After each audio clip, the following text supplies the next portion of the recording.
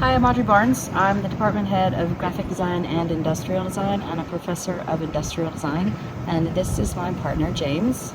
Hi, my name is James Barnes. I'm an assistant research professor in the Natural Learning Initiative in the College of Design.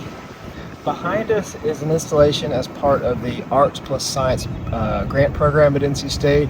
It's a sculptural piece to basically compel people to think about nature and engage with plants that are grown and researched here at the Plant Sciences Initiative in a fun, playful kind of way. It's entitled The Butterfly Effect, and that is a little bit of a double entendre. So the idea is that it has rippling effects of getting people interested in plants and nature and biodiversity, and it also acts as a space for actual pollinators like bees and butterflies to engage and pollinate beautiful plant species here on campus.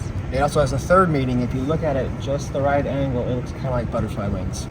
We were interested from the College of Design in doing collaborative work that really melds the arts or design with the sciences, this being a really preeminent science center and the College of Design doing design really well. So this design emerged through an iterative process, us and a group of students, as well as the people you talk to here at the Plant Sciences Initiative, what would work in this space.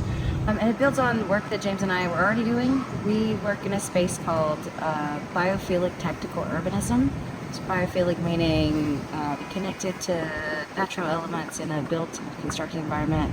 Tactical urbanism being a lighter, quicker, cheaper pop-up, kind of the space where industrial design meets architecture. You pop up something, it allows people to see a space differently, to engage with it differently at a kind of low cost, low stakes intervention sort of a level. Innovation truly takes root when you are playing across boundaries, when the designers are doing science, when the science are engaging with design, or any number of tentacles out into the different disciplines. And I think